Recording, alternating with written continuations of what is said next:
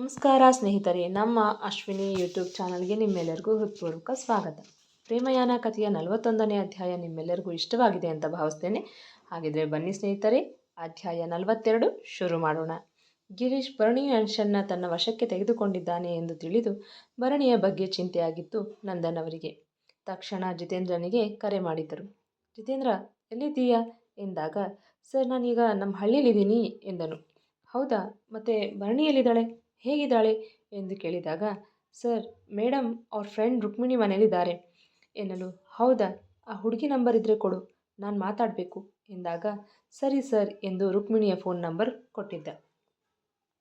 ಕರೆ ಕಟ್ ಮಾಡುತ್ತಿದ್ದಂತೆ, ರೀ ಏನಾಯ್ತಂತೆ ಎಂದು ಕೇಳಿದರು ವಸುಮತಿಯವರು. ಭರಣಿ ಅವಳ ಗೆಳತಿ ರುಕ್ಮಿಣಿ ಮನೆಯಲ್ಲಿದ್ದಾಳಂತೆ ಎನ್ನಲು, ಹೌದಾ, ಈಗ ಸಮಾಧಾನ ಆಯಿತು. ಹೋಗಿ ಒಂದ್ಸಾರಿ ಮಾತಾಡ್ಸ್ಕೊಂಡು ಬರೋಣವೇನ್ರಿ ಎಂದು ಕೇಳಲು, ಸರಿ ಫೋನ್ ಮಾಡಿ ಅಡ್ರೆಸ್ ವಿಚಾರಿಸ್ತೀನಿರು ಎಂದು ರುಕ್ಮಿಣಿಗೆ ಕರೆ ಮಾಡಿದರು. ರುಕ್ಮಿಣಿ ಇನ್ನೇನು ತಮ್ಮ ಮನೆ ಒಳಗಡೆ ಕಾಲಿಡಬೇಕು, ಅವಳ ಫೋನ್ ರಿಂಗ್ ಆಗಿತ್ತು. ಫೋನ್ ನೋಡಿದವಳು, ಅರೆ ಇದ್ಯಾವುದೋ ಅನ್ನೋನ್ ನಂಬರ್ ಇದೆ ಎನ್ನುತ್ತಾ ಕಾಲ್ ಪಿಕ್ ಮಾಡಿದಳು. ಹಲೋ ಹೇಳಿ ಎಂದಾಗ, ಹಲೋ ಇದು ರುಕ್ಮಿಣಿ ನಂಬರಾ ಎಂದು ಕೇಳಿದರೆ, ಹೌದು ನಾನೇ ರುಕ್ಮಿಣಿ, ತಾವ್ಯಾರು ಅಂತ ಗೊತ್ತಾಗಲಿಲ್ಲ ಎಂದಾಗ, ನಾನು ನಂದನ್ ಯದುವಂಶಿ ಮಾತಾಡ್ತಿರೋದು ಎನ್ನಲು, ನಮಸ್ತೆ ಸರ್, ಹೇಳಿ ಏನು ವಿಷಯ ಎಂದು ಕೇಳಿದಾಗ, ಅದು ನಾನು ಸ್ವಲ್ಪ ಭರಣಿ ಜೊತೆ ಮಾತಾಡಬೇಕಿತ್ತು, ಅವಳು ನಿಮ್ಮ ಮನೇಲಿದ್ದಾಳಂತಲ್ವಾ ಎಂದರೆ, ಹೌದು ಸರ್, ಇಷ್ಟು ದಿನ ಇದ್ಲು, ಇವತ್ತೇ ಅವಳು ಗಂಡನ ಮನೆಗೆ ಬಿಟ್ಟು ಬಂದೆ ಎನ್ನಲು, ಗಂಡನ ಮನೆಗೆ ಎಂದು ಅರ್ಥವಾಗದೆ ಕೇಳಿದಾಗ, ಸಾರಿ ಸರ್, ಅಂದರೆ ಭರತ್ ಮನೆಗೆ ಬಿಟ್ಟು ಬಂದೆ ಎಂದಳು.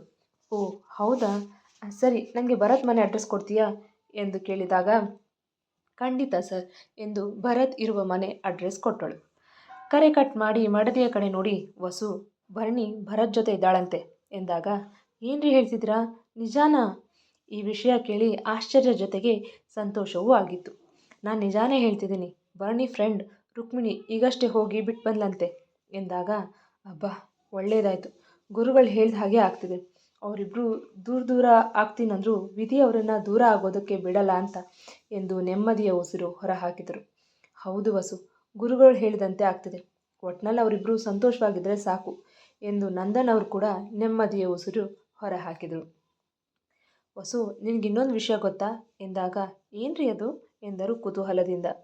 ಭರತ್ ಸ್ಟಾರ್ಟಪ್ ಶುರು ಮಾಡಿದ್ದಾನಂತೆ, ನಿನ್ನ ಮಗ ಬಿಸ್ನೆಸ್ ಮ್ಯಾನ್ ಆಗೋದಕ್ಕೆ ಹೊರಟಿದ್ದಾನೆ ಎಂದರೆ, ಹೌದಾ, ಎಷ್ಟು ಒಳ್ಳೆ ಸುದ್ದಿ ಹೇಳಿದ್ರಿ, ಆ ಪರಮಾತ್ಮ ಅವನಿಗೆ ಸದಾ ಆಯುಷ್ಯ ಆರೋಗ್ಯ ಯಶಸ್ಸು ಕೊಟ್ಟು ಕಾಪಾಡಲಿ ಎಂದು ಹೆತ್ತೊಡಲು ಸಂತೋಷದಿಂದ ಕಾಣದ ದೇವರಿಗೆ ಕೈ ಮುಗಿದಿತ್ತು. ಏನೋ ಮಗ, ಹೋದ್ರಾ ಇಬ್ರು? ಚರಣ್ನಿಂದ ತೂರಿ ಬಂದ ಮೊದಲ ಪ್ರಶ್ನೆ ಭರತ್ಗೆ. ಏನು ವಿಷಯ, ಯಾಕೆ ಬಂದಿದ್ರಂತೆ ಎಂದು ಪ್ರಶಾಂತ್ನಿಂದ ಬಂದಿತ್ತು ಎರಡನೇ ಪ್ರಶ್ನೆ. ಅದು ಭರಣಿ ನನ್ನ ಜೊತೆ ಇರೋದಕ್ಕೆ ಬಂದಿದ್ದಾಳೆ ಎಂದಾಗ, ವಾಟ್ ಎಂದು ಪ್ರಶಾಂತ್ ಮತ್ತು ಚರಣ್ ಒಟ್ಟಿಗೆ ಹೇಳಿದರು. ಈ ವಿಷಯ ಅವರಿಗೆ ಆಶ್ಚರ್ಯ ತಂದಿತ್ತು. ನೀನೇನು ಹೇಳಿದೆ, ಚೆನ್ನಾಗಿ ಉಗಿದು ಕಿಚ್ಚೆ ಹಾಕಿದ್ಯಾ ಎಂದು ಕಾತರದಿಂದ ಕೇಳಿದ ಚರಣ್ಗೆ, ಇಲ್ಲ ಸ್ಟ್ರಿಕ್ಟಾಗಿ ವಾರ್ನ್ ಮಾಡಿದ್ದೀನಿ ಎನ್ನಲು, ಅಂದರೆ ಏನು ನಿನ್ನ ಮಾತಿನ ಅರ್ಥ? ಚರಣ್ಗೆ ಭರತ್ ಮಾತು ಅರ್ಥವಾಗದೆ ಕೇಳಲು, ಅಂದರೆ ಅವಳು ಎಂದು ನಡೆದ ವಿಚಾರವನ್ನೆಲ್ಲ ಹೇಳಿದ. ನಿಜವಾಗ್ಲೂ ನನಗೆ ನಂಬೋದಕ್ಕಾಗ್ತಿಲ್ಲ, ಈ ಮಾತು ಭರಣಿ ಹೇಳಿದ್ಲಾ ಎಂದಾಗ, ನನಗೂ ನಂಬೋದಕ್ಕಾಗ್ತಿಲ್ಲ, ಸಮಥಿಂಗ್ ಈಸ್ ಫಿಶಿ ಎಂದ ಭರತ್. ಹಾಗಿದ್ಮೇಲೆ ಅವಳನ್ನು ಆಚೆ ಹಾಕೋದು ಬಿಟ್ಟು ಮನೇಲಿರೋದಕ್ಕೆ ಜಾಗ ಕೊಟ್ಟಿದ್ಯಾ ಎಂದು ಕೋಪದಿಂದ ಕೇಳಿದರೆ, ಚರಣ್, ಈಗ ನನ್ನ ಬಿಟ್ಟರೆ ಅವಳಿಗೆ ಯಾರಿದ್ದಾರೆ, ಜಿತೇಂದ್ರ ಮತ್ತು ಶಾಂತಮ್ಮ ತಮ್ಮ ಹಳ್ಳಿಗೆ ಹೋಗಿದ್ದಾರಂತೆ ಎನ್ನಲು, ಭರತ್ ನೀನು ಒಳ್ಳೆ ಕೆಲಸ ಮಾಡಿದ್ಯಾ ಎಂದ ಪ್ರಶಾಂತ್. ಏನು ಒಳ್ಳೆ ಕೆಲಸ, ನಾವೀಗ ಎಲ್ಲಿರೋದು, ದಿಢೀರಂತ ಮನೆಗೆ ಬಂದು ಸೇರಿಕೊಂಡ್ರೆ ನಾವೆಲ್ಲಿಗೆ ಹೋಗೋದು ಎಂದ ಅಸಮಾಧಾನದ ಧ್ವನಿಯಲ್ಲಿ. ಚರಣ್, 2 ದಿನ ಇಲ್ಲಿ ಆಫೀಸ್ನಲ್ಲಿ ಅಡ್ಜಸ್ಟ್ ಮಾಡ್ಕೊ, ಆಮೇಲೆ ನಾನೇ ಏನಾದರೂ ಒಂದು ವ್ಯವಸ್ಥೆ ಮಾಡ್ತೀನಿ ಎಂದರೆ, ವಾಹ್, ನಾವು ಆಫೀಸ್ನಲ್ಲಿ ಅಡ್ಜಸ್ಟ್ ಮಾಡ್ಕೋಬೇಕಂತೆ ಎಂದ ಚರಣ್ ವ್ಯಂಗ್ಯವಾಗಿ. ಇರಲಿ ಬಿಡು ಚರಣ್, 2 ದಿನ ತಾನೇ, ಅಷ್ಟರಲ್ಲಿ ನಾವು ಬೇರೆ ಕಡೆ ರೂಮ್ ಹುಡ್ಕೋಣ ಎಂದು ಪ್ರಶಾಂತ್ ಸಮಾಧಾನ ಮಾಡಿದ.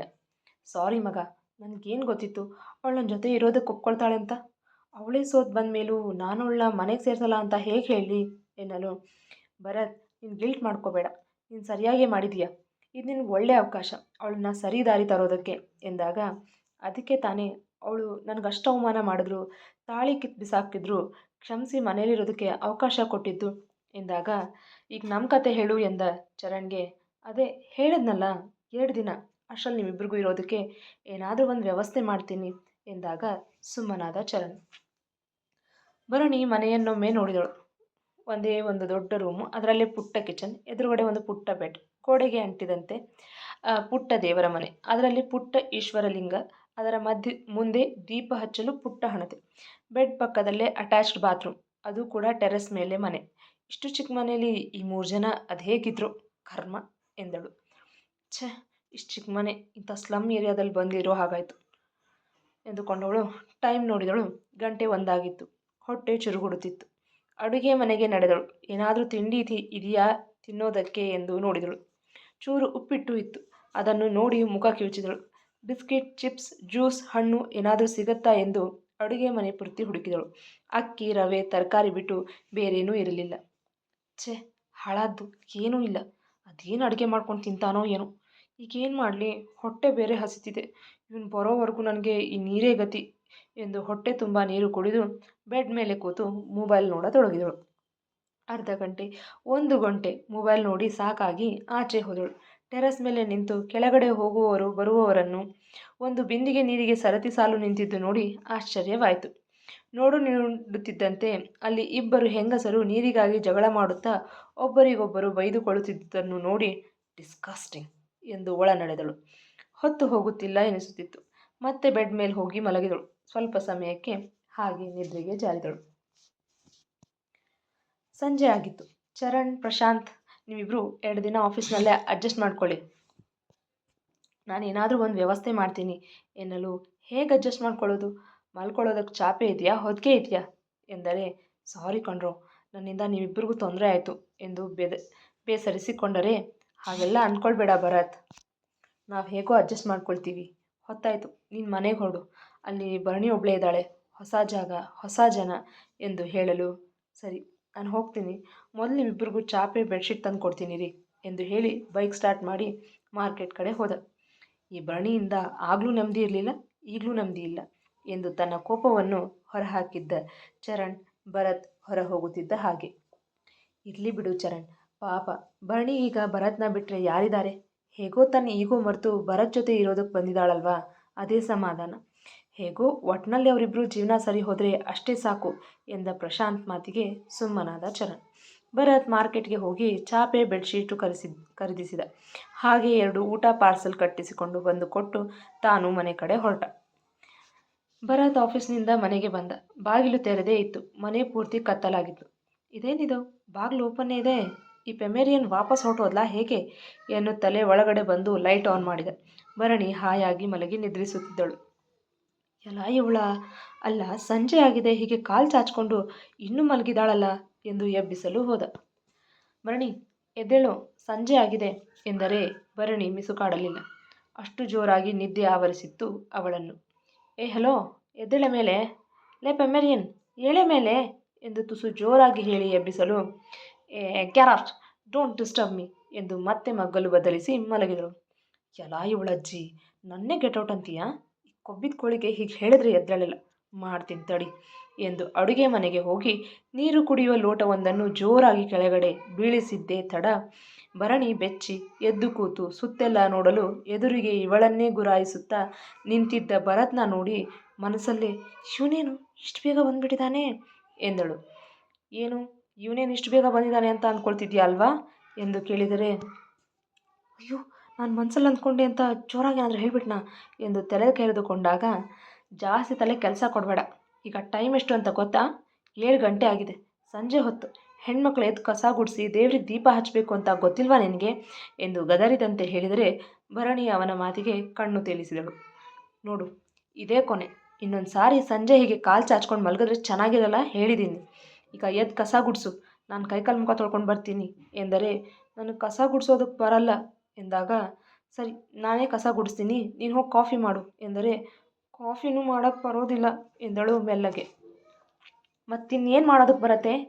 ಊಮಹೆ ಮಾಡೋದಕ್ಕೆ ಬರುತ್ತಾ ಎಂದು ಕೇಳಿದರೆ, ಊಮಹೆ ಅಂದರೆ ಎಂದು ಪೆಚ್ಚಾಗಿ ಕೇಳಲು, ಅಂದರೆ ಉಣ್ಣೋದು, ಮಲಗೋದು, ಹೋಗೋದು ಎಂದು ಕೈಯಿಂದ ಆ್ಯಕ್ಷನ್ ಮಾಡಿ ತೋರಿಸಿದಾಗ, ಛೀ ವ್ಯಾಕ್ ಎಂದು ಮುಖ ಸಿಂಡರಿಸಿದಳು.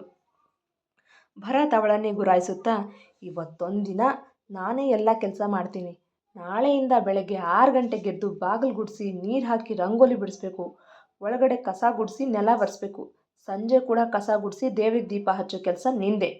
ನಾನು ಬೆಳಗ್ಗೆ ಕಾಫಿ ತಿಂಡಿ, ಮಧ್ಯಾಹ್ನ ಮತ್ತು ರಾತ್ರಿ ಅಡುಗೆ, ಸಂಜೆ ಕಾಫಿ ನಾನು ಮಾಡ್ತೀನಿ ಎಂದು ಹೇಳಿ ಬೇಗ ಬೇಗ ಕಸ ಗುಡಿಸಿ ಕೈಕಾಲು ಮುಖ ತೊಳೆದು ಬಂದು ದೇವರಿಗೆ ದೀಪ ಹಚ್ಚಿದ. ನಂತರ ಕಾಫಿ ಮಾಡಲು ಇಟ್ಟ. ಭರಣಿ ಇದೆಲ್ಲವನ್ನು ಕಾಲು ಮೇಲೆ ಕಾಲು ಹಾಕಿ ಬೆಡ್ ಮೇಲೆ ಕೂತು ಭರತ್ ಮಾಡುತ್ತಿದ್ದ ಕೆಲಸವನ್ನು ನೋಡುತ್ತಿದ್ದಳು. 2 ಕಪ್ಗೆ ಕಾಫಿ ಹಾಕಿಕೊಂಡು ಬಂದು ಭರಣಿಗೊಂದು ಕೊಟ್ಟು ತಾನೊಂದು ಕಾಫಿ ಕಪ್ ಹಿಡಿದು ಒಂದೊಂದೇ ಸಿಪ್ ಕುಡಿಯುತ್ತಾ ತನ್ನ ಲ್ಯಾಪ್ಟಾಪಲ್ಲಿ ವರ್ಕ್ ಮಾಡಲು ಶುರು ಮಾಡಿದ. ಭರಣಿ ಒಂದು ಸಿಪ್ ಕುಡಿದು ಪರವಾಗಿಲ್ವೇ, ಕಾಫಿ ಚೆನ್ನಾಗಿ ಮಾಡಿದಾನೆ ಎಂದುಕೊಂಡಳು. ಸ್ವಲ್ಪ ಸಮಯಕ್ಕೆ ಅವನ ಫೋನ್ ರಿಂಗ್ ಆಗಿತ್ತು. ರಿಸೀವ್ ಮಾಡಿ ಇಂಗ್ಲೀಷ್ನಲ್ಲಿ ಪಟಪಟ ಎಂದು ಮಾತನಾಡುತ್ತಿದ್ದವನನ್ನೇ ಎವಕ್ಕೆರೆ ಹುಬ್ಬು ಮೇಲಕ್ಕೇರಿಸಿ ನೋಡುತ್ತಿದ್ದಳು.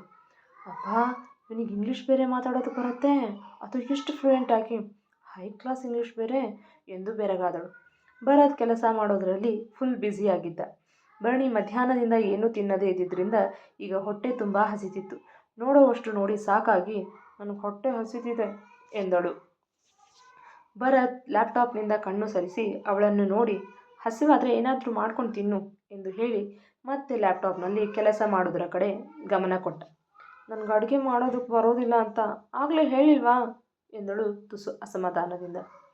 ಓ, ಆಗಲೇ ಹೇಳಿದೆ ಅಲ್ವಾ ಎಂದು ಸಮಯ ನೋಡಿದ 9:30 ತೋರಿಸುತ್ತಿತ್ತು. ಲ್ಯಾಪ್ಟಾಪ್ ಮುಚ್ಚಿಟ್ಟು ಅಡುಗೆ ಮನೆಗೆ ಹೋಗಿ ಬೆಳಗ್ಗೆ ಮಿಕ್ಕಿದ್ದ ಉಪ್ಪಿಟ್ಟನ್ನೇ ಬಿಸಿ ಮಾಡಲು ಇಟ್ಟ.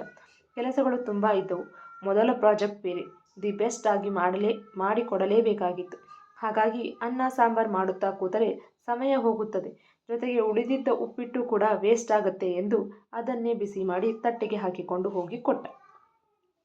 ಉಪ್ಪಿಟ್ಟು ನೋಡಿದ್ದೇ ಮುಖ ಕಿವುಚಿ ನಾನಿದನ್ನು ತಿನ್ನಲ್ಲ, ನಂಗೆ ಬೇರೆ ಏನಾದರೂ ಮಾಡಿಕೊಡು ಎಂದಾಗ, ನೋಡು ಈಗ ನನ್ನ ಹತ್ರ ಸಮಯ ಇಲ್ಲ, ಆಫೀಸ್ ಕೆಲಸಗಳು ತುಂಬ ಇದೆ, ಇದನ್ನು ತಿನ್ನು, ಬೆಳಗ್ಗೆ ಚಿತ್ರಾನ್ನ ಮಾಡಿಕೊಡ್ತೀನಿ ಎಂದರೆ ಅದೆಲ್ಲ ಆಗಲ್ಲ, ನಂಗೆ ಈಗಲೇ ಮಾಡಿಕೊಡು, ಹೊಟ್ಟೆ ತುಂಬ ಹಸಿತಿದೆ ಎನ್ನಲು, ಹೇಳಿದ್ನಲ್ಲ ಬೆಳಗ್ಗೆ ಬೇರೆ ಮಾಡ್ತೀನಿ ಅಂತ, ಈಗ ಇದನ್ನೇ ತಿನ್ನು ಎಂದರೆ ನನಗಿದು ಬೇಡ ಎಂದಳು ಹಠ ಹಿಡಿದು.